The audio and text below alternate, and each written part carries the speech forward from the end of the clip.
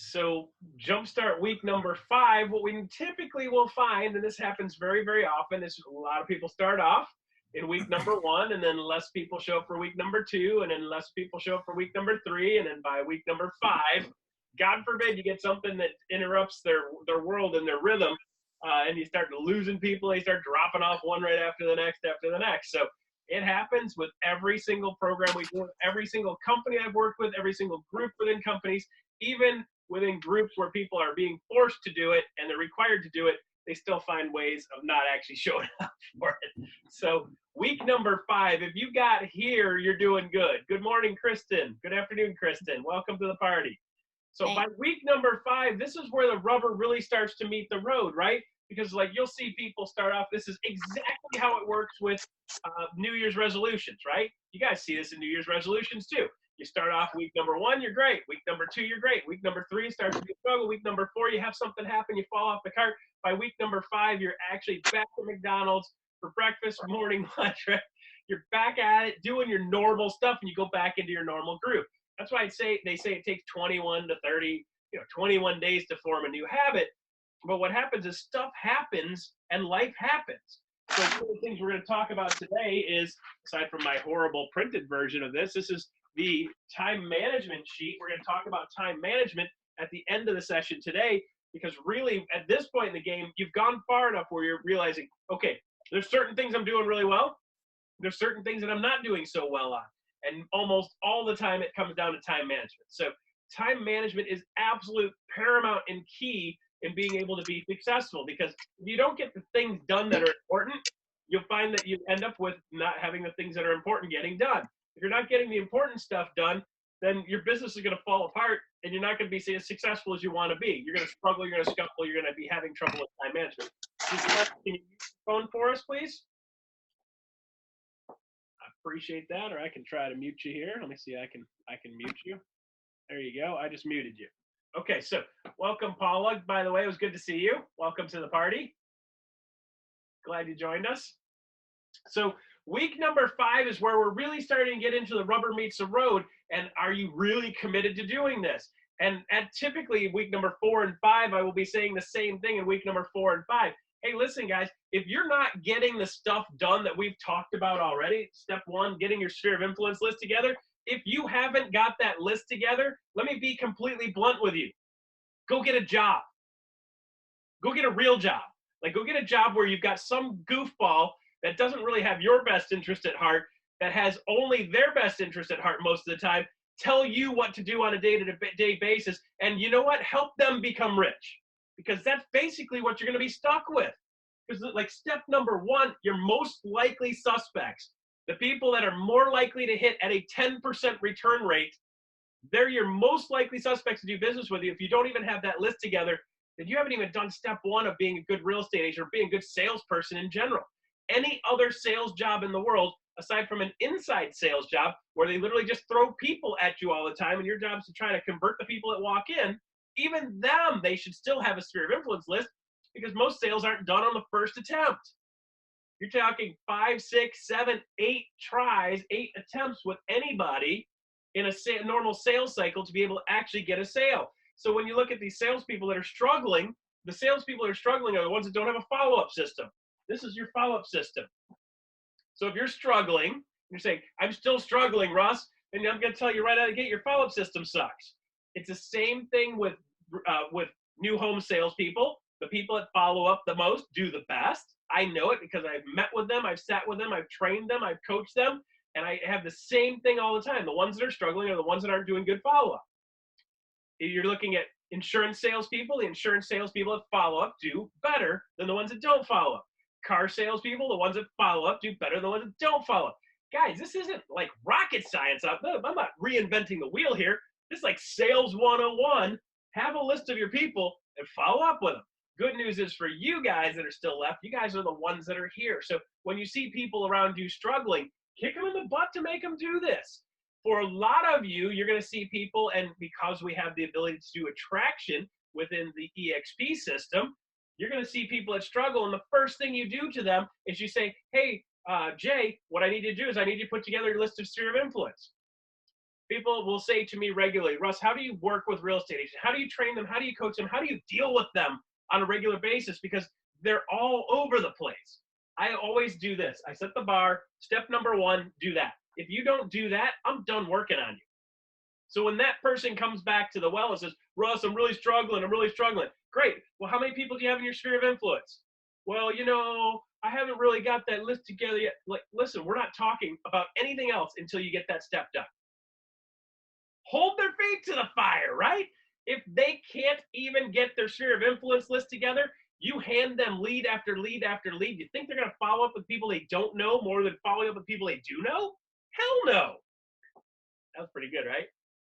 No, they're not going to do that. So if they're not going to follow up with the people that are most likely to do business with them, giving them a bunch of random strangers isn't going to make it better. They're not going to do that. So when you guys start looking at people that you're attracting and talking them through this process, you can use this exact same system and work them through to help them build their business. Now, do you have something additionally of value for them? Yeah. Do you have the ability to say, hey, if I could show you, I could show you an 8-step system that I learned on how to build my business. For someone like Vernell's like, hey, I'm doing this. I did step 1, do step 2, and boom, things are already starting to happen. It's the same way with the people you work with. Now, here's the fun part. When you start to teach somebody this stuff, it's going to really embed it and ingrain it in your head and really embed it and ingrain it in your system. And it's going to help you hold yourself accountable to it. So for people like Kristen, when she gets somebody that she is attracted to her system, she starts saying, okay, first step, you got to do this. And then you go back home and you go, well, I don't want to be a person that's full of shit. So I better get back and I better clean my sphere of influence up too. So I knew when I was meeting with my people, and I'd say, okay, this week, here's where we're at. Here's my list. And I'd hold it up and I'd show them. Here's my time management. I hold it up and I show them. Here's my 30 points. And I hold it up and I show them. And it held me accountable to doing the things that I knew I already needed to be doing, right?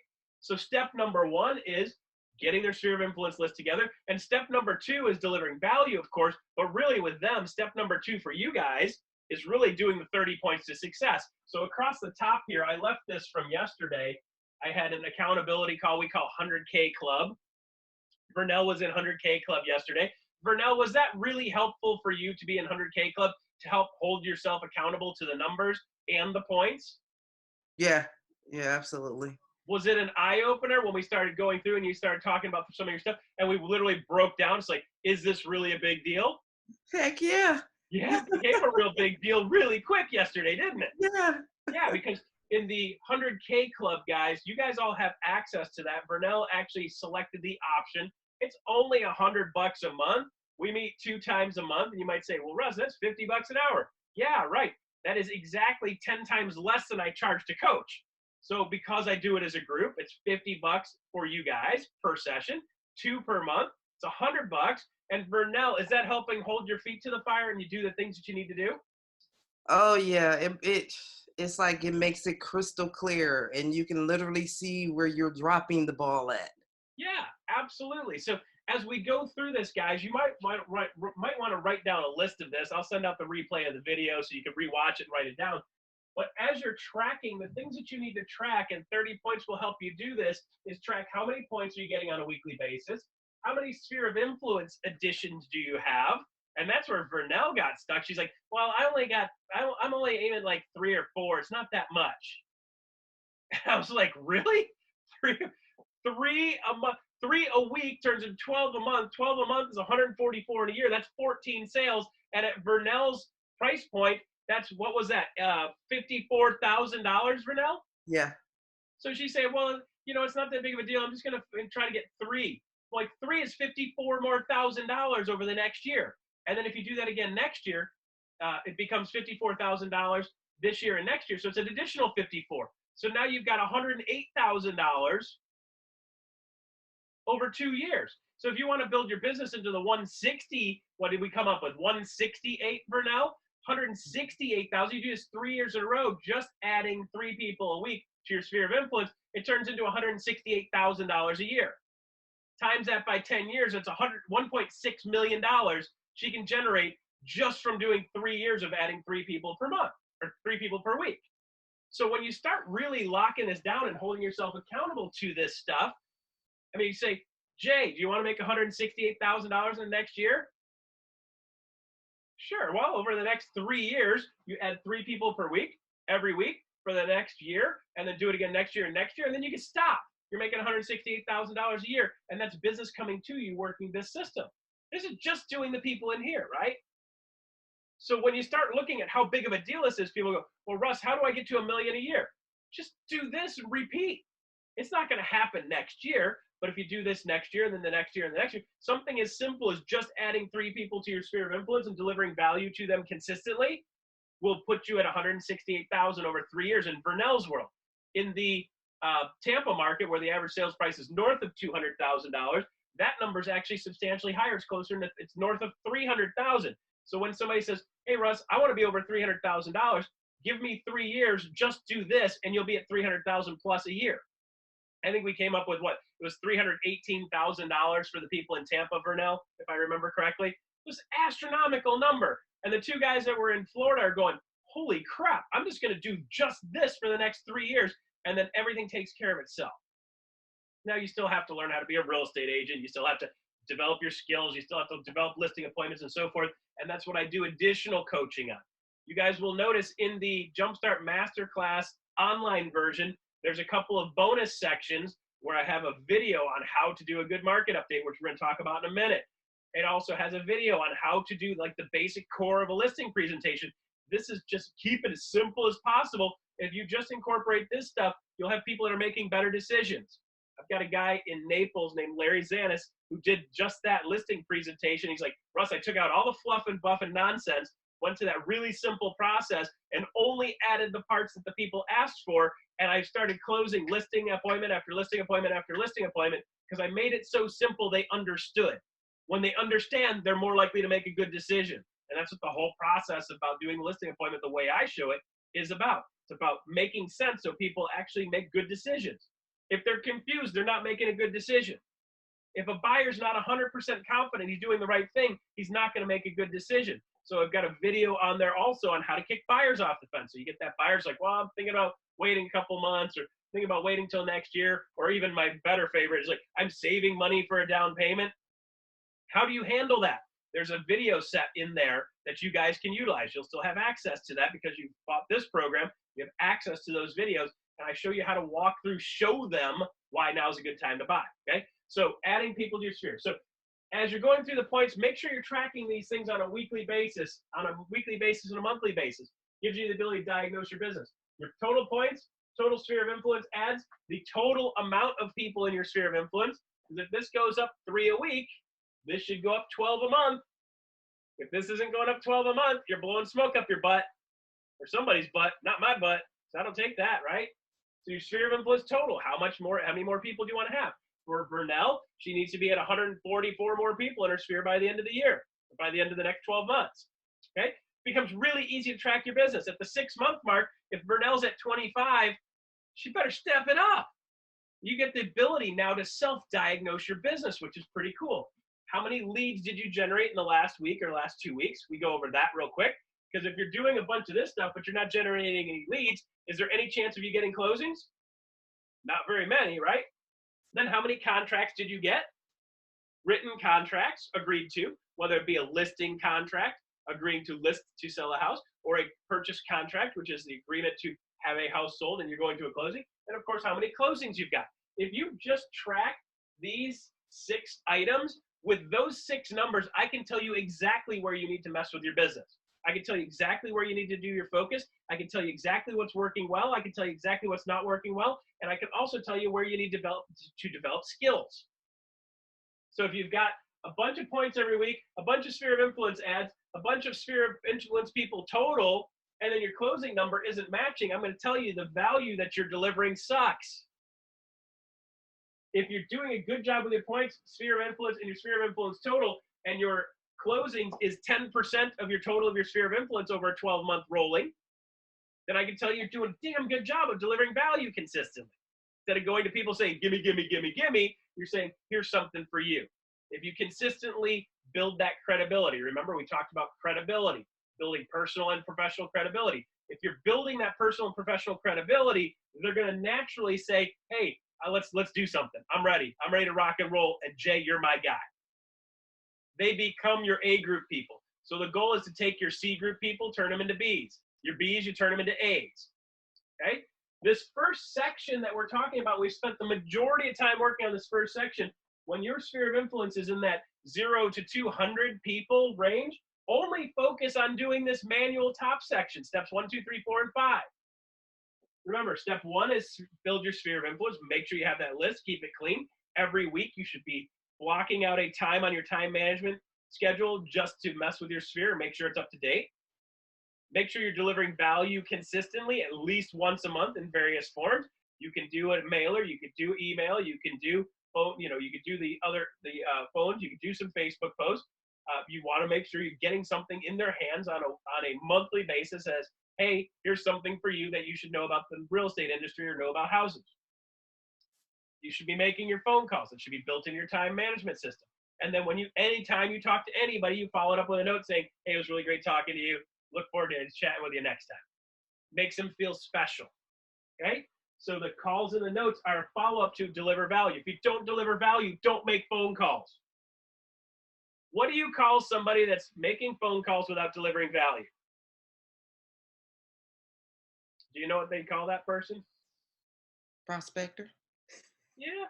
You're just out there picking away, hoping you bump into a gold nugget. I mean, there are people that do that. Remember, when we originally started this whole thing, this is about getting people to come to you, not chasing people. Now, I'm not saying you don't do anything and people come to you. I'm not saying you sit on your couch and God will provide and he'll drop people in your living room that don't know you that want to sell houses. That's not the way the system works. You got 2 arms, 2 legs, mouth, 2 eyeballs, a nose, a couple of ears, hopefully. And with those tools that you were given by God, you should pick your butt up off the couch and go do something with it. I'm just saying, do stuff that delivers value. We're going to get into this marketing component today. And this marketing component, I'm going to shift the way you think about marketing a little bit. You're not going to be shocked or surprised by how I talk about marketing because it fits with everything else I've been talking about, which is finding ways of making connections, delivering value, and building relationships. This is a relationship business. The people are trying to bypass the whole build the relationship part. The people are bypassing the whole, hey, it takes time, energy, and effort to build a relationship. Think about your relationships with your significant others, whether it be spouses, parents, brothers, sisters, children, grandchildren. Does it take a little bit of time? Yeah. Does it take a little bit of effort? Yeah. Does it take a little bit of selflessness? Yeah. Do you need to make sure you're delivering value to them consistently? Absolutely. You want a great relationship with your wife, Jay? Try to do better by her than she does by you. Always try to be nicer to her than she is to you. Make sure you set some time aside. Make her feel special. I'm going to tell you what, if you set some time aside, make your wife feel special on a daily basis, you're going to have a way better relationship. And there's a lot of benefits that come along with that. Pretty cool, right? It's the same thing with a real estate business. The people that you make feel special and you make them feel like you really care about them, you make them feel like you're actively engaged in their business. You're there to be a solution provider for them, for not just buying and selling houses, which we'll get into marketing also. If you're not just there to help them buy and sell houses, you're there for more than that. You're a resource. You become a resource. If you're a resource, they're going to buy and sell houses with you too when the time comes. And they're going to refer people to you. So it's that whole shift to stop trying to get something, make sure you're giving something and become a resource, build that relationship, make them feel special. And then with that being said, you're going to be able to actually get more by doing those things. Okay? So the next component as we get into the system, we've got step number 1 is build your sphere. Step number 2 is deliver value. Step number 3 is make a call. After you delivered value, you touch base with them. Step number 5, after you make the call, then step number 4 is delivering a handwritten personal note. Just said, hey, it was really nice chatting with you the other day. Hope your dog's tail doesn't fall off. Best of luck to you. Have a great Thanksgiving. Great little handwritten personal note. It really adds that personal level. It's not just business anymore. Now it's personal. You can go to your local dollar store. They've got all kinds of little packets of thank you notes and things like that. Just grab 20, 30, 40 of them every time you pop by one of those places and then just start popping those out there, right? If you're not doing any follow-up calls, you don't have any reason to send notes. If you're sending notes without actually delivering value, making calls without delivering value, you're a telemarketer. So it's really important that you deliver value first. When you deliver value first, it gives you a reason to be able to make a phone call. It gives you a right to be able to make a phone call, follow up. If you haven't done anything for them, then why in the world are you calling them? You're calling them to try to get something from them. They're going to feel it. They're going to smell it. You send them something in the mail and say, hey, I'm just calling to follow up with you. It's a nice chat with you. I just follow up with my people every once in a while. Just want to make sure you got the thing I sent last week. Yeah, great. What did you think about it? Most of the time, they're going to be like, let them off the hook. I know a lot of people just see it and they throw it in the garbage. No big deal. Hey, I just want to let you know, if you ever need anything that has anything to do with the house, don't hesitate to reach out to me.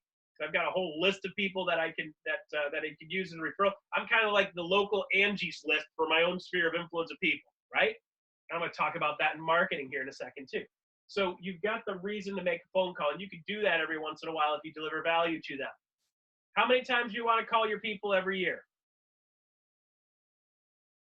Your A group people, you want to probably hit them up every 3 or 4 months, once a quarter or so. You want to make sure you're talking to them. Put it on your list, build it into your schedule. So if I've got 100 A group people, I know I got to hit 25 of them every quarter. 25 people every 3 months is not that hard to do, guys. It's not that hard to do. Your B group people, you probably want to hit them every 6 months because they don't know you that well, but you want to hit them every 6 months. You want to hit them directly, probably after sending a market update. Say, hey, did you get the market update I sent? Yeah, it's always important. I've always found it important for people to understand what's going on in the market, because if they own a house or thinking about owning a house, it's always important to know what's going on. People always ask me that question. That's why I sent that out to you. Every time I talk to people about real estate, they always ask me how's the market. So I preemptively send that out to people so they've got the answer to that question without having to ask it. Did you have any questions with regard to that? Great. No? Perfect. If you ever need anything that has anything to do with the house, whether it's needing a plumber, electrician, a title person, a mortgage question, or anything like that, don't hesitate to reach out to me. Use me as a resource. If it has anything to do with the house, don't hesitate to call me. Sound good? Great. That's it. Super simple call. Super simple, non-aggressive, not asking them, do you know anybody thinking about buying or selling a house? Now they think you're trying to get something from them. Stop doing that crap. I love Mike Ferry. He's done a lot of good for the real estate industry, but that question pisses me off. Somebody calls me, hey, Russ, how you doing? Nice to chat with you, blah, blah, blah, resource. Hey, by the way, a lot of people do that. I get it. A lot of people say that's a great way to build business. I get it. It's a great way to alienate your sphere of influence also. So if you're building relationships, stop doing that kind of stuff. I'm not saying don't ask for business. What I am saying is be a resource and people are going to ask you for business instead of you having to ask them for business. It's a shift in the mindset. Does it take a little more time? Yes. Does it take a little more effort? Yes. Does it take more time and effort to build relationships? Yes. But I'll tell you, if you want to actually close sales at a 10% rate from your sphere, that's what it takes. I would rather do that than go through 100 knuckleheads calling me off of Craigslist, and I get them one right after the next after the next. When I post a house for sale, I get them all the time. Well, I'm looking to rent a house. How much can I rent that house? Can I buy that house on land contract? You get all kinds of crazy stuff coming in. And then we try to convert them too. I would much rather pick up the phone with somebody and saying, hey, Russ, I got the things you've been sending. Hey, I'm thinking about doing something with my house. Do you think you can help me out? Or I've got a friend that's thinking about doing something. Do you mind if I refer you? Absolutely. I love those calls, right? So I'm not saying don't do all of it. I'm just saying do it after you've done this. If you need more business, do that stuff. Okay? This is do a good job building a relationship first and then add that stuff in if you need to or want to. I'm not saying don't call FSBOs. Not saying don't call expires. I'm saying do that after you've done this. If you haven't got your most likely suspects, why would you work on most not as likely suspects first? Work your sphere first, then add that stuff in the marketing phase when you're trying to build and develop your business. Does that sound good? Does that sound fair? Sound like a smarter way to do it? Go for the 10% first, and then if you need more, go for the stuff that hits at 1 and 2%. Kind of logical, makes sense way of not being as frustrated in this business, okay?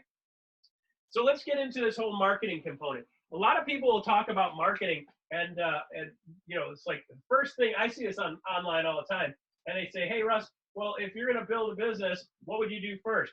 I wouldn't do marketing first, because if you do a bunch of marketing without a bucket to fill it up in, what happens is you get a bunch of stuff that comes in and it falls through, right? So I can rain leads on you left and right, and if you don't have a system to be able to work them consistently and build that relationship and build that connection and build that sense of trust and build that credibility, these people are just going to fall off the plate one right after the next, after the next, after the next, after the next. So what happens is a lot of people will say, well, Russ, but I'm spending all this money on marketing. I'm spending all this time on marketing. I'm doing all this marketing stuff. And it's just like, it seems like I get maybe 1 in 100. If they're tracking their numbers, they're getting 1 in 100 or 2 in 100 people that actually want to do business with them. If you don't have a system for follow-up, remember earlier I just said, the game in sales is follow-up. The real money in business, in sales business, is in the follow-up. If you don't have a follow-up system, you get this person, and less than 1 in 100 is ready to do something now. So even the stuff that calls on Craigslist, that we get on Craigslist, we do a lot of KV Core advertising on Craigslist, and a lot of that stuff that comes in, it's like, I expect 1 in 100 to want to do business now, maybe 2 in 100 to want to do business now. These are people that are calling on a house, and they're still hitting at about 2%. If I work them over time, that number goes through the roof. But right now, ready to do something today, is very far and few between. So the misnomer in the business is I do a bunch of marketing to get people that are ready to buy and sell now, and that's not the reality of how it works. The reality of how it works is the people that reach out to you now are ready to do something in the next 8 to 12 months. So once you understand that that's the way the system works, if you only do this and tag the ones that are ready to go now, it's going to be very far and few between, or the amount of money you have to spend. I have a customer / client coaching client who's spending $4,000 a month on this to be able to get 35 sales a year. $4,000 a month. Now, listen, he's still making money. He's still making over $100,000, but he's spending 50 grand a year to do this, and his hit rate's horrible, and the numbers are in the 1.5% to 2% range, which you might go, hey, Russ, that's pretty good. Yeah, that's great, but you got to consider, for 35 sales, this guy's got to go through 3,500 people. So can you imagine the grind every day? 3,500 people that go nowhere to be able to get those 35 sales? That's really, really, really, really frustrating. Is that the kind of person who's like, I really love going through 3,450 people to get that 3,465 people that say no to get to the 35 that say yes? The guy's ripping his freaking hair out and hating his life. Is he making a good living? Yes. Is he hating his business? Yes. Is he on duty 24 hours, 7 days a week? Yes. Does he like that? No. So we're starting working him on this system, and just connecting to his sphere and doing consistent follow-up will make these numbers go through the roof, number one, but it also builds it so that he's got that 10% hit rate. So he only has to go through 350 people in a year to be able to get 35 closings versus 3,500. Can you see the shift in the mindset of somebody that's just grinding it out all day, going through no after no after no after no after no, doing this? So if you don't have a system in place to follow up consistently, and here's where we automate that, by the way, 6, 7, and 8 is automation. So when you get north of 200 people, we start automating.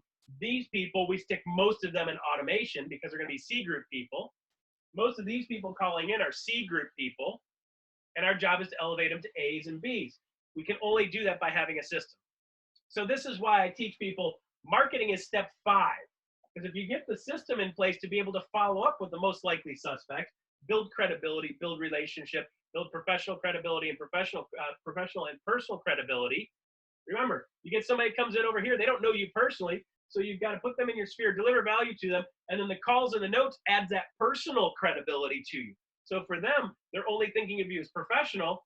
You can build your professional credibility by delivering value, and then you make it personal by following up with the phone calls and the notes. So even with people you don't know, this system works really well to build the personal credibility. Because remember, it takes both personal and professional credibility to take your business to the next level. So when you're starting to talk about marketing, you have to have a bucket. So do not even think about spending a dime, time, energy, or effort. And when I say spend a dime, I'm saying taking time. Taking time is spending money to me. You say networking. A lot of these things over on this side of the board I'm going to show you and talk to you about are not things that cost you money. They're things you should be doing while you're doing your normal course of living your life.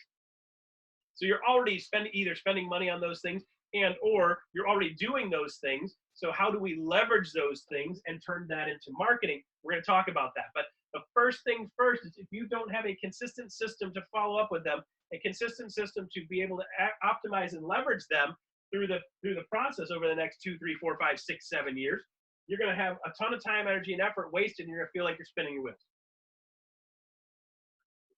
Sorry, guys, been sick for a week already. Trying to keep something that resembles a voice going. Excuse me. Okay, so let's give you a perfect example, right?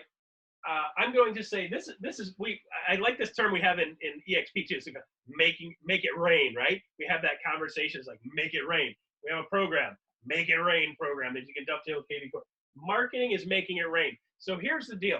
Most people, I'll say, hey Russ, I want to do more business. Great. I was like, okay, I'm going to go out and do more marketing. Okay, that is exactly equivalent to going outside when it's raining and walking around with your head back and your mouth open, going, okay, I'm ready.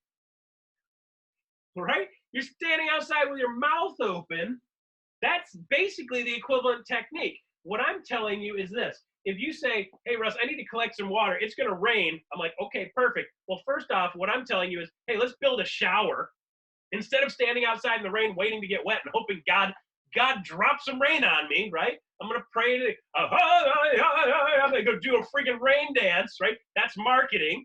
You're out there doing a freaking rain dance hoping to get rain. I'm saying, let's do this. If we know it's going to rain, we're going to go outside and I'm going to bring a bucket. Right? Would that be a smarter way to collect water? I mean, if water was money, rain was money, and you're going to go outside and you're like, I got to collect as much of this as I can. You're going to go out there with your mouth open. No, you're not going to do that. That'd be stupid, right? You're going to go out there with a bucket.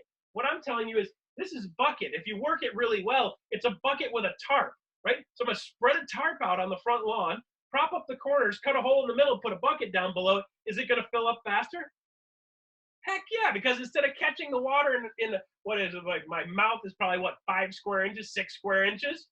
I've got a bucket that's 12 inches across the top. I got a tarp that's 100 foot by 100 foot. You're going to fill that bucket up fast. You're going to need a bigger bucket.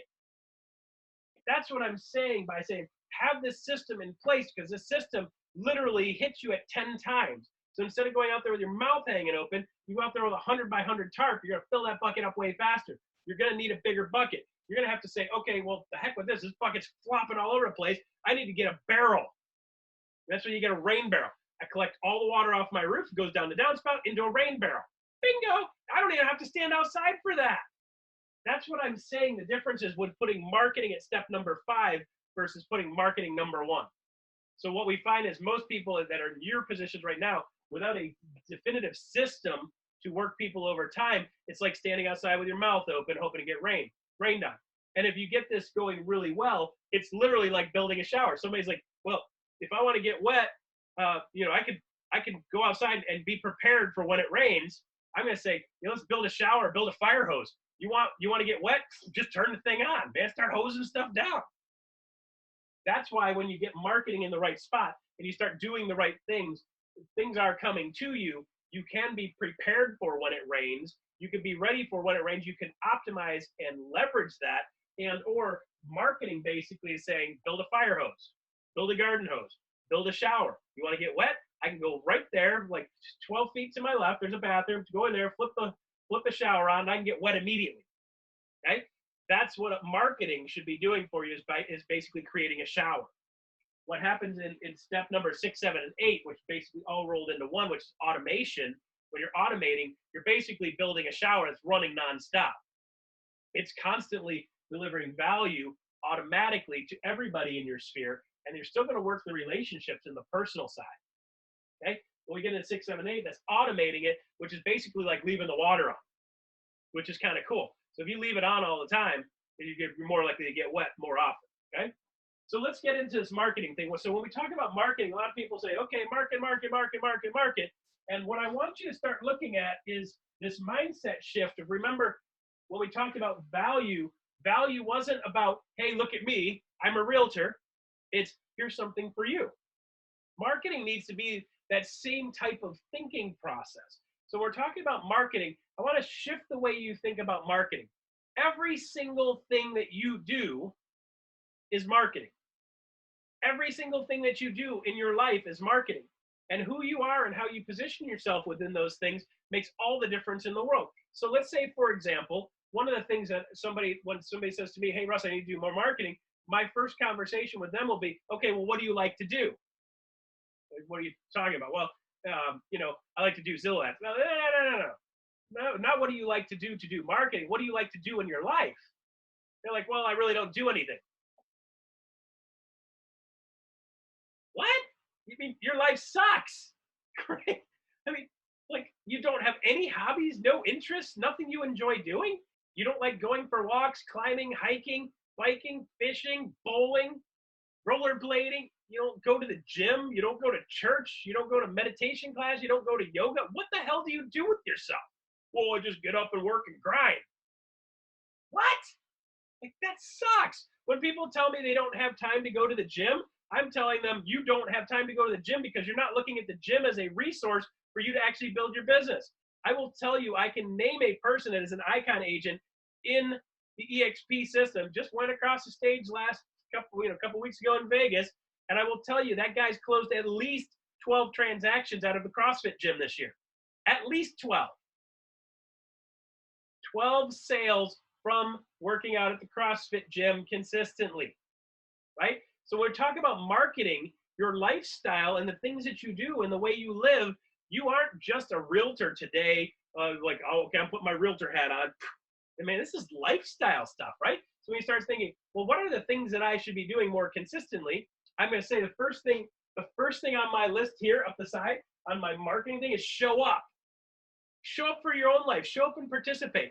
I will tell you, the people that show up for the bike ride every Saturday, we do this big bike ride, get out there, and depending on who's doing what and who's training for what and who's got what race, when I was riding with this bike group consistently, there was between 40 and 60 people every Saturday that did the bike ride. And the bike ride went from like 40 miles was a short one to 50, 60, 70, depending on who was training for what type of races they were working on. And this group was always the same. You always see Jean. You always see Winter. You always see Cheryl. You always see Claudia. You always see Jeremy. You always see Raj. You always see Russ. Every single week, same people show up. The ones that are committed are the same people that show up. And I will tell you what, if you're a person that shows up consistently for the things in your life, whether that be your family, or whether that be your friends, or whether that be your church, or whether that be any other activity you do, people start to know you because you're there, right? If I go to the bike group, well, I haven't been on a bike in 3 years consistently because I had 2 hips replaced. Kind of slowed me down a little bit, but I'm going to be getting back into the bike group. When I show up at the bike group on Saturday morning, barring the fact that it's got to be above 60 degrees or I'm not riding. If it's above 60 degrees on Saturday and I show up at the bike group, I'm going to show up, and I guarantee you Peter's going to be there. I guarantee you Jeremy's going to be there. I guarantee you Claudia's going to be there because that's how they roll, right? I still see them on Facebook. They're always there, right? And I'm going to walk in there and be like, oh my God, holy crap, Russ is back. They're going to remember who I was because I was consistent, right? So a lot of people say, well, Russ, I'm going to build my business by going to the Chamber of Commerce. Absolutely. It's a great way to market yourself.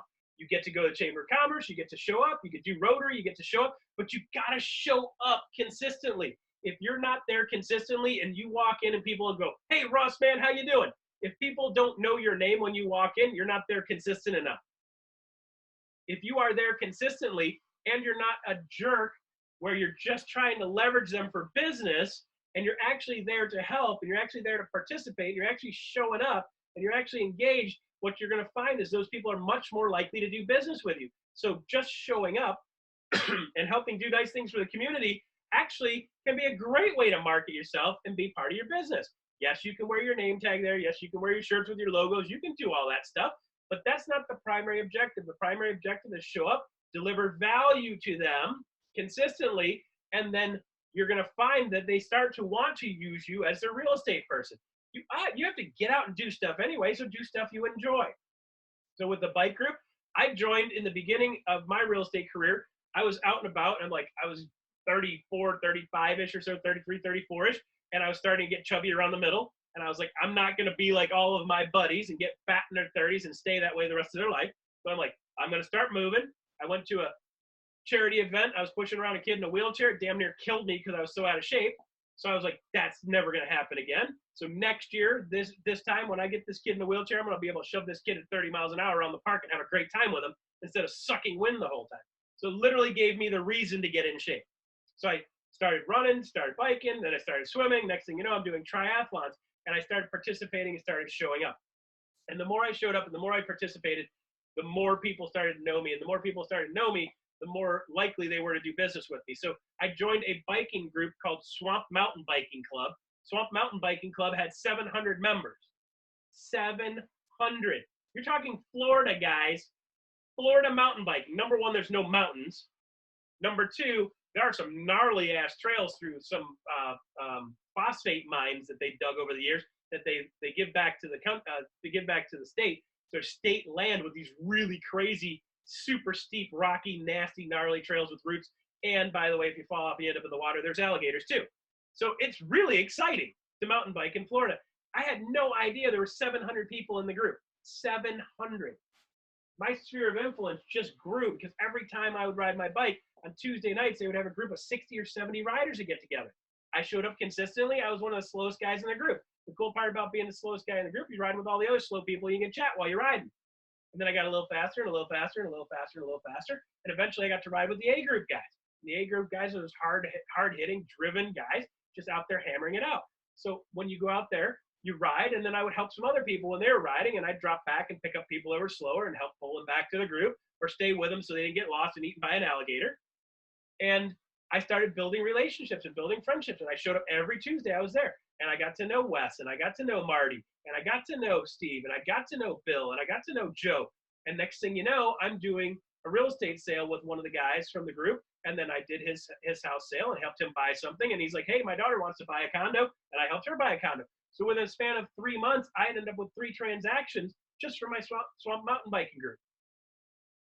So when you start thinking about that kind of stuff, say, what can I incorporate in my life?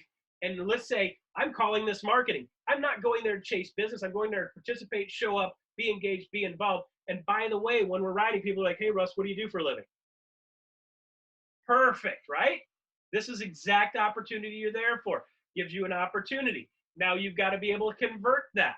So when somebody says, what do you do for a living? Oh, by the way, I'm in the real estate business. And by the way, I just pulled some recent stats for the real estate market right around the area that we're standing at. Like within 5 miles of here, we're at 2.5 months supply of homes, which is ridiculously low.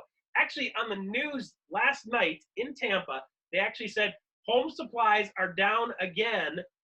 Prices are starting to rise again in the real estate market. People are starting to talk about it again, where everybody else is going, oh, this is going to bubble, the world's going to end, life's stopping, the world's stopping, prices are crashing, it's going to fail, it's going to bubble. The local news is starting to say, hey, by the way, the real estate industry, the supply is down again, which means more people are moving into the city and more houses are being sold. We're running out of supply, which means house prices are going to continue to rise.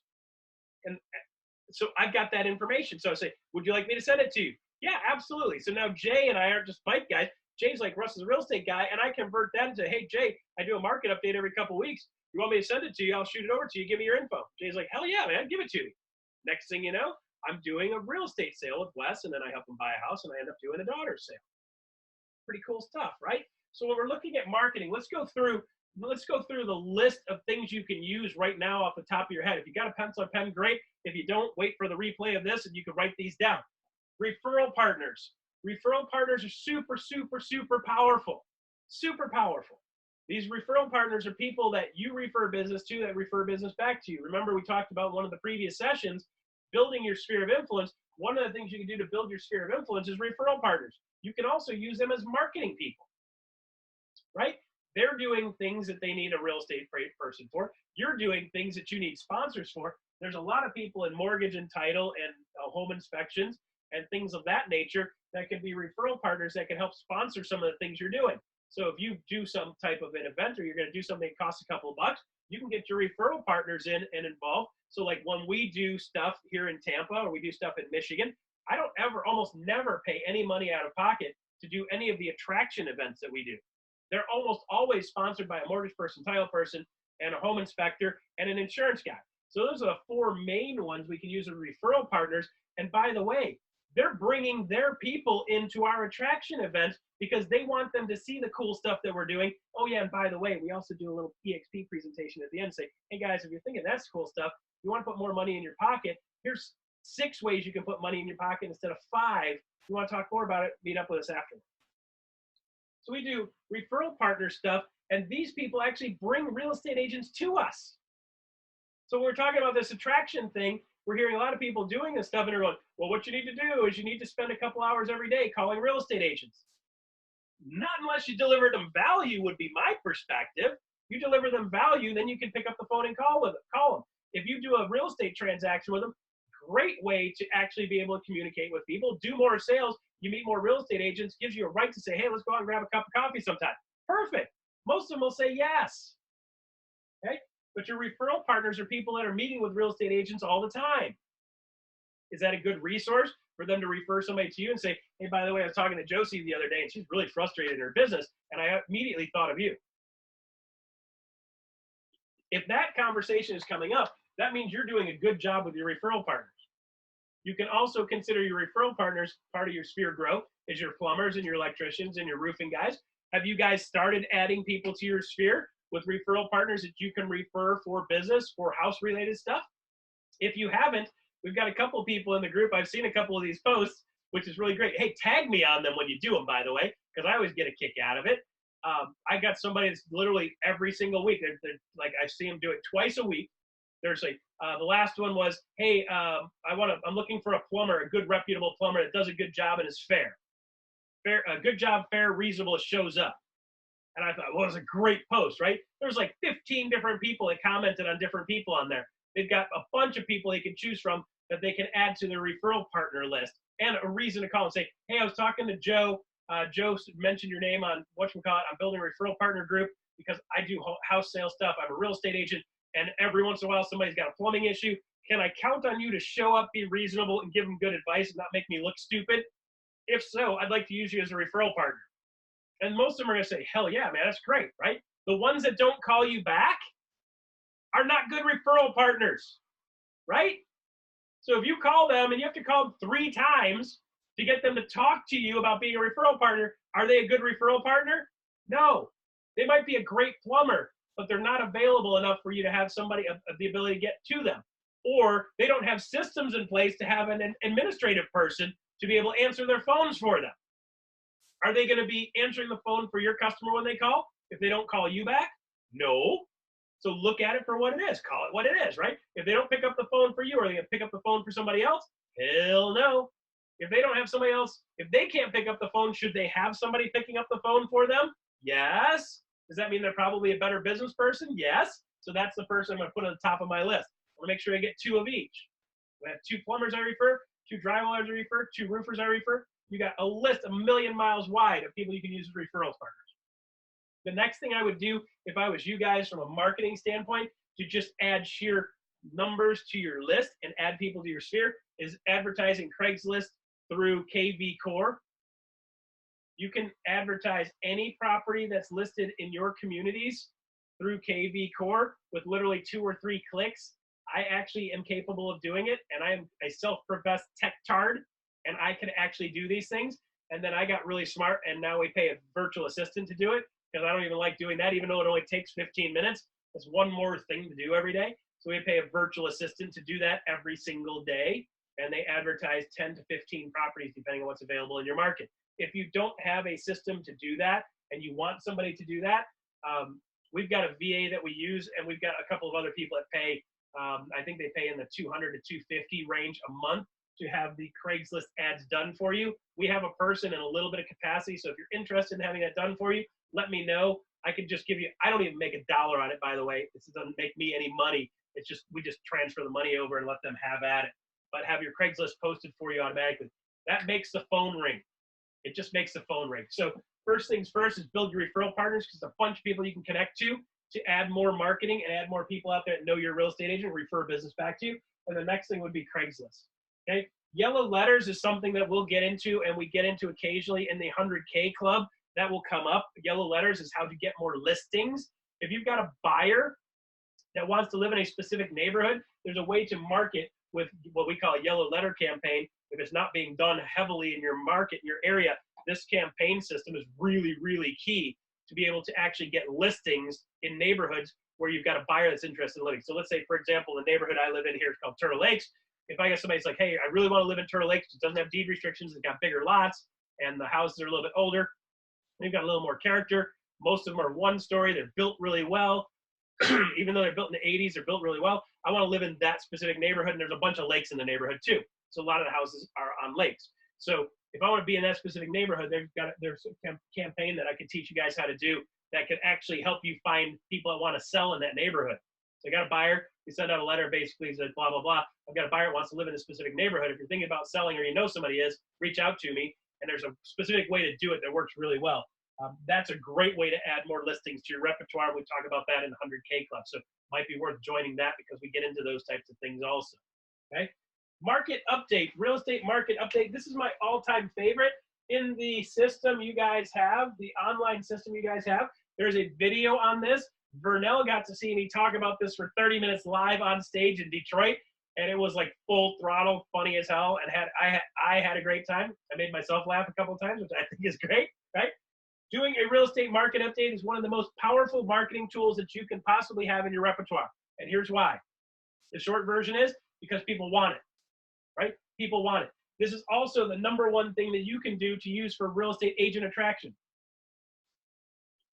So when somebody says to me, Russ, I want to attract more real estate agents, great. Get every real estate agent you've done business with in the last 2 or 3 years, start sending them a real estate market update that tells them what's going on in the market. The reason I want to do that to customers and to real estate agents is #1, customers ask this question all the time, so we might as well answer it and give them the info. Secondly, real estate agents don't know this information because I've stood on stage dozens and dozens and dozens of times, and I ask the question, tell me what's going on in the market, and I pin people down, and it embarrasses the hell out of them, but it makes the point over and over and over and over and over. They really don't know what's going on in their market. Very, very seldom do I run into a real estate agent that actually knows what their market's doing, where it's at, what it's doing, where it's going, what the actual real numbers are, and then how to make it simple and say, what does that mean? So go into the Jumpstart Masterclass online version. There's a 1-hour video of me talking to Larry Zanis, one of my guys in Naples. He's been a coaching client on and off with me for years. He's used my listing presentation stuff, which revolutionized the way he does listings presentations and bumped his success rate up in plus 90% of the listings he gets. And then market update, he started doing market update consistently. And literally the last time he did his market update, he's like, Russ, 5 people actually picked up the phone and called me. 5 people actually called me on my market update. I would have never got those calls without doing the market update. It was like the 3rd month that he did. So it's one of those things that literally puts you in front of people, builds your professional and your personal credibility, and keeps you sharp and gives you the ability to leverage for attraction of real estate agents. So market update is absolutely huge, paramount. You've got to include it in your business. Business cards. When people talk about business cards, they say, well, I hand out 1,000 business cards a year. I'm like, great. How many people call you? I don't give out business cards. I collect business cards. So when somebody says marketing 101, somebody says, hey, Russ, can you give me your business card? I don't carry business cards. Let me tell you why. Every time I hand a business card out, I very rarely ever get to talk to that person. But when I get your information, then what I can do is I can send you a market update that I just did last week. I can send that to you tomorrow and get it in your hands. Now, not only do I have your contact info, but I can also send you my contact info tomorrow, and I can also deliver value, and I can build credibility by doing what I said I would do. So instead of me handing a business card, I get their info, promise to send them a real estate market update the next day, and then I send it the next day. You'll see that in the market update. I talk about that also. I send that the next day, and the reason I send it the next day is because if I send it today, they expect it. If I send it tomorrow, they completely forgot about me. When they get it, they're like, oh, crap, holy crap. Russ guy sent me the market update like he said he would. Now I have them, they have my info. I've sent them something valuable, and I've built credibility because I did what I said I was going to do. So a casual contact when I'm out mountain biking turns into me actually delivering value and adding credibility, and I get their info, and I can put them in my sphere, and I can deliver value to them over and over and over and over and over. So every interaction I have with people, I try to find a way to say, hey, by the way, I've got this thing I can send to you. Want me to shoot it over to you? When I stood on stage in Detroit, I go, hey, guys, I've got a video on how to do this. Do you want me to send it to you? Put your hand up. Everybody in the room puts their hand up. Now I've got everybody that I can deliver value to. And then I get their contact info, and they're reaching out to me, and my business exploded 2 weeks ago with EXP people that want some of the stuff that I have because I have something that they want and I delivered value to them, and I also got their info. And now I've got a group of people, 75, 80 people in 1 hour meeting that want the information I have. So super, super cool, great tool to have. You can have an article or 2 or 3 if you go in the Jumpstart Masterclass online system, under value deliverables, there's a little drop down. You can click on the value deliverables. There's like 6 or 7 things in there that you can literally take, and you can say, hey, by the way, I got this thing on the seller's process I could send over to you if you want me to. Why don't you give me your info and I'll shoot it over to you tomorrow? And they go, oh, okay, great. Hey, by the way, I got this thing I can send. What I'll do is I'll print it out and I'll send it to you. I'll send it to you tomorrow in the mail. Does that sound good? Why don't you give me your address? And people give you their address. I hear this all the time from real estate agents. They're like, well, Russ, I have a real hard time getting people's address. Well, tell them you're going to mail them something. You're going to mail them something, you need their address. Say, hey, by the way, I've got this thing I can send over to you. I'll print it out and I'll mail it over to you. What's your address you want me to send it to? They'll give it to you every time because you've got something that they want, right? You can actually print out a market update and send it to them. That's a great way to get their address. Hey, by the way, give me your address. I'll send you a copy of my market update. I've got a printed version I send out once in a while.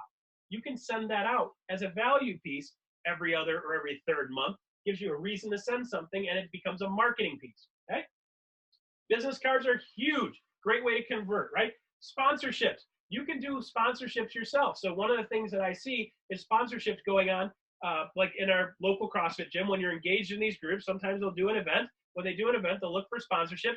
My last sponsorship cost me like $100. Like $100 out of my pocket, money well spent. But when you do a sponsorship, you don't do the sponsorship, get your name on the stupid t-shirt, and then no show. You do the sponsorship, get your name on the stupid t-shirt, get it on the banner, and freaking show up. Show up to the event. Don't sponsor stuff and don't show up. If you're going to sponsor a baseball team, sponsor a baseball team and show up. Be their biggest fan. It's the showing up part of sponsorship that actually makes it, leverages it, makes it a marketing opportunity. If you're just throwing money at stuff with no return, it's not marketing. It's throwing money at stuff. Not spending money. It's not investing money. It's spending money, right? So sponsorships, you find certain things your kids are involved in, get your name on the thing and show up. Be Russ the real estate dude that sponsors a baseball team, that the kid's on the baseball team, and the parent that shows up and you're actively involved and engaged, right? Doing interviews, you can do various interviews with various people to build relationships with interviews. We can go into that at 100K Club. Client events, if you're going to do a client event, get all your A group people together at least. I've got one of my coaching clients doing an event next week, which is kind of funny because he called, his person called me and said, hey, Russ, we're doing an event for client appreciation, blah, blah, blah. We'd love to have you out there. Can you be there on Friday the 13th, blah, blah, blah, blah. And I'm like, hell yeah, I'll be there. I'll show up just to support the guy, right? So he's doing a client event. Here's the cool part. He's got some of his referral partners that are sponsors. They're going to pay for the whole damn thing. So it's a $500, $600 event. His referral partners are going to pay for the whole thing because they want to get in front of his crew of people too, right? So you can do these things as marketing, getting in front of people, deliver value, and also consider it marketing. Instead of just throwing your name out there, hoping people call. These are active ways to be engaged in active marketing process, not passive marketing process. The other things you can look at is various sports, church, be involved, active in church. If you want the best job in the church to be able to use it as a marketing opportunity, the whole deal with marketing is to get people to know who you are, right? Become the greeter at church. If your church doesn't have a greeter, become the greeter. Say, you know what? It'd be really nice if somebody stood at the front door and said hi to everybody when they walked in. When I was growing up, my family was super involved in the church. There were greeters all the time at the door. You walk in, somebody say, hey, Russ, it's nice to see you today. Glad you made it out. God bless you. Boom, and off you go, right? Be the God bless you person at the door. If you could be a greeter at Walmart and wear your real estate thing, that'd be great, but they're not going to let you do it, right? Same type of thought process, right? So if you want to leverage church, the simplest thing in the world, you show up a little early, you greet everybody, walk in. Hi, I'm Russ Lagan. It's nice to meet you. Welcome to the church. It's great to have you here. God bless you. On your way through. You don't have to say anything about real estate stuff, but when you see them later on, it's not a cold meeting anymore. Now they're like, hey, Russ is the guy that said hi to me on the way in. Hi and a big smile, people get to know you. It's a great way to be active, engaged, provide a service for the church, and get people to know you. If they know you, are they more likely to do business with you? Hell yeah, right? How do you like me applying that to church? Hell yeah. I got to get balance here, you know. Not everybody goes to church, okay? If you want to do something for Rotary Club, Chamber of Commerce, your local board events, even better, any type of events that are going on, volunteer to be the person at the check-in. This is probably one of the best marketing things in the world. Check-in is the same thing as being the greeter at church. When they come in, hey Jay, let me check your. Hey, by the way, my name's Russ. Nice to meet you. Glad you came here today. Let me check. What's your name? Jay Oliverson. Great, cool. Let me check. Okay, here you go. And by the way, here's your sticker. Have a great time. By the way, if anytime you're bumping into anything here, you have any questions, don't hesitate to ask me. I probably don't know the answer, but I could probably introduce you to the person that does. Now, when you're walking around after you've checked everybody in, you can walk up to anybody and be like, hey, Jay, man, it was good to see you again. It's great to. Now everybody knows me because I'm the smiling face that checked them in. I have a position of authority, even though it's minimal, but they see me as in a position of authority. What do you have to do? You show up a little early, you check everybody in. Once everybody's checked in, what do? Nothing. You don't have to prepare for it. You don't have to go to meetings. You don't have to do any of the rest of the nonsense stuff that doesn't get you anywhere, but you're actually able to help out. I love doing check-in. It's one of my favorite things to do is do check-in because I get to meet every single person walking in the door. That is a great way to market yourself, get your name out there, and meet everybody. Now, everybody's a warm lead in that networking event. So anytime you're doing networking, offer to be the check-in person or offer to be the greeter. It's a great way to go.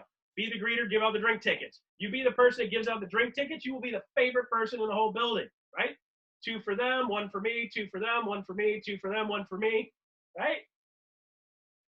Got it? Okay. Neighborhood stuff, neighborhood garage sales. If you want to do marketing in your neighborhood, help coordinate the neighborhood garage sale. In Detroit, you set up a neighborhood garage sale, and there will be 1,000 cars running through the neighborhood. It's the craziest thing I've ever seen. In Turtle Lakes, my neighborhood here, they do a neighborhood garage sale. There's one person that organizes it, gets everybody coordinated in the neighborhood to do the garage sale on the same day, and there will be 1,000 cars go through the neighborhood. If you become that person, you could be the neighborhood garage sale person. You can also say, hey, by the way, here's a flyer. We're going to do a neighborhood garage sale, and you put your name on the bottom of blah, blah, blah, the real estate dude. And now people start connecting you to the real estate dude with the garage sale, and you get to know everybody in your neighborhood. Is it really good to be your go-to person in your neighborhood? That garage sale, do that twice a year. It's the simplest, stupid thing in the world. All it costs you is a couple of flyers, which is way cheaper than paying Zillow every month, and you become the neighborhood expert. And then when you go around and you introduce yourself to people at the garage sale, and you go, hey, by the way, Russ Lagan, I'm the one to put together a garage sale thing. They're like, oh, man, hey, thanks, nice to see you. And you peruse their crap, and you just make connections, right? Is that a great way to do marketing? Do that twice a year. You can meet a couple hundred people. Pretty great way to do it.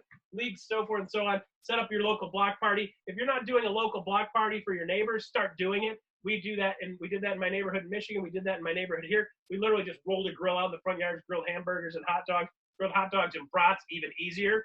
Everybody else brought a dish. We were the go-to people that connect everybody in the neighborhood. I'm not a huge fan of doing that kind of stuff, but I will tell you what, every single person in this neighborhood knows who I am, and I'm their go-to guy for anything. So you'll never see a sign pop up in my immediate neighborhood, which really pissed me off when one of my neighbors lives in their house without using me, because I gave him a hot dog.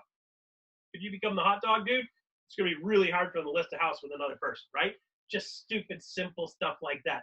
This is living a lifestyle marketing, doing things that are fun. You're a salesperson. If you don't like doing sales and don't like meeting people, you might be in the wrong business. You might have paid $500 to be in this program just to hear those words from me. If you don't like people, you might be in the wrong business. If you do like people, this stuff should be really easy. This is lifestyle marketing. You notice I'm not talking about spending a ton of money here. This whole program isn't about spending money. This is living your life, doing the things you need to do anyway, doing the things you're already doing, going to church, going to sports, leveraging those things and turning that into your marketing so that you can take your business to the next level, and then stuff comes to you instead of you coming to it and chasing it around. Does that all make sense? Good. Okay, so we're running out of time here, so I'm going to fly through this real quick. This is a crappy copy because we just got back to Florida, and my copy machine apparently is not working good with ink. Time management, there's a time management sheet that is in the Jumpstart Masterclass. You want to take a look at that, print it out, start using that on a day-to-day basis. There's a short video on how to use that. Start using that. Next week when we talk about, I'm going to ask you about your 30 points, how many points you're getting, right? And I'm going to ask you what your total number of people in your sphere of influence are. So make sure you have that stuff ready for next week. And make sure you're tracking your 30 points. Probably one of the biggest keys to show you whether you're actually doing your job or not and you should stay in this business is if you're getting your 30 points or not. If you're not getting your 30 points, you might want to think about getting another job because this is your job, right? And now look at all of this stuff that you can get points doing. It's a massive number of things you can do to get a bunch of points consistently. And you just got to start planning ahead. Start planning them for next year. Every quarter have something big. Find something you can be involved in every single week that you can get points doing. Find some way you can deliver value every single month, and this whole thing starts coming together. That was a full throttle time. Holy crow. That was an hour and 6 minutes of full throttle. Yeah. Good stuff, guys. All right, so next week is the last week. We're going to track. We're going to do accountability. If you're interested in the 100K Club, so you can talk more about this accountability thing and help you stay on track, Vernell was on it yesterday for the first time. I believe one of you, Kristen, did you sign up for 100K Club also? No. Okay, somebody else signed up for 100K Club, and I haven't seen them on it yet. I got to figure out who that was. It's basically probably the best $100 a month you can spend. Instead of spending on nonsense stuff, we talk about all of these things and how to actually implement them, nuts and bolts, parts and pieces, and how to make sense. And make sure you're staying on track, right? I need people in my life to help to keep me staying on track. You guys probably do too. It's human, okay? So take the help, get the help, and go from there. If you've got anybody in your family tree, your EXP family tree, that you want to do this program, I'm going to be doing a promo of this that you guys saw before. On next Friday the 13th at noon, I'm going to be going over like this whole program, just do the overview webinar version, talking about it. So if you've got somebody in your group or in your sphere, say, hey, man, they could really use this in their business to either shit or get off the pot, learn what they really need to do and build a system. Anybody that you're working on attracting, don't hesitate to reach out to them, plug them into the program. If it's been valuable to you, it'll probably be valuable to them. If you do these activities, your business will change over the next 12 months. Trust me and believe. Your business can be the most amazing thing in the world. And it's way more fun when it's coming to you. Okay? Reach out to me if you have any questions on either Jumpstart Masterclass or personally. Don't hesitate to call me, shoot me a text if you need something, and I will talk to you guys again soon. See ya.